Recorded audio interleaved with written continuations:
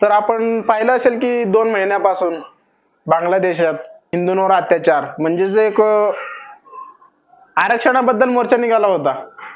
त्याचा फायदा घेऊन पूर्णपणे हिंदूंवर अत्याचार केले. काही मुलींना या प्रकारे छेडछाड केली आणि काही पुरुषांच्या अक्षरशः तोंडावर चप्पल मारून त्यांचं रक्त रक्त काढून पूर्णपणे तोंडाचं वाट लावून टाकले होते, त्याचा जीव मारून.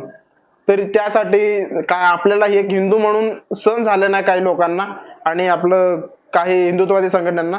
तर त्याच्या निषेधार्थ म्हणून आपल्या नाशिकमध्ये आणखीन काही ठिकाणी भरपूर ठिकाणी मोर्चा नियोजन केले होते.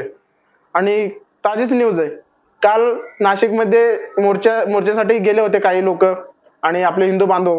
तर त्यांच्यावर पूर्णपणे दगड फेकला गेला आणि असा हे दगड फेकून त्यांचा मोर्चाचा छळ करण्यात आला.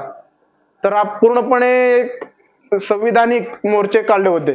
तर त्याला विरोधात जाऊन यांनी दगडफेक केले. यांच्यावर सरकार काही करणार नाही.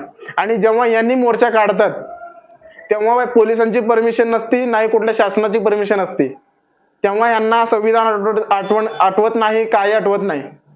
जर हिंदूला काही गोष्टी करायच्या आहेत तर तेव्हा त्यांना फक्त संविधान आठवतं. हिंदूंनो, हे जागण्याची खूप गरज आहे सध्याची, नाहीतर हे अत्याचार तुम्हाला सहन केला जात नाही. आता कालचीच ताजी न्यूज आहे, एक महाराजांनी काहीतरी मोहम्मद पैगंबरवर काहीतरी बोलले.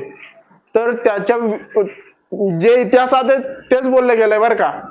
त्यांनी काहीच मनाने तयार करून बोलले नाही. जर तो इतिहास वाचून फक्त समोर आणलं तर त्यांच्या विरोधात सगळीकडे मोर्चे निघतायत. हे हिंदू झोपलेले फक्त झोपतच राहायचंय, तुम्हाला कधी जागं व्हायचं नाही. हे लक्षात ठेवा बाबांनो. आपल्याला जागं होऊन आपला धर्म वाचवायचंय. धर्म वाचून त्याच्यासोबत आपल्याला आई बहिणींचे, स्वतःच्या आई बहिणींना पण वाचवायचंय. येणाऱ्या काळात खूप गरजेचं आहे या काही गोष्टी.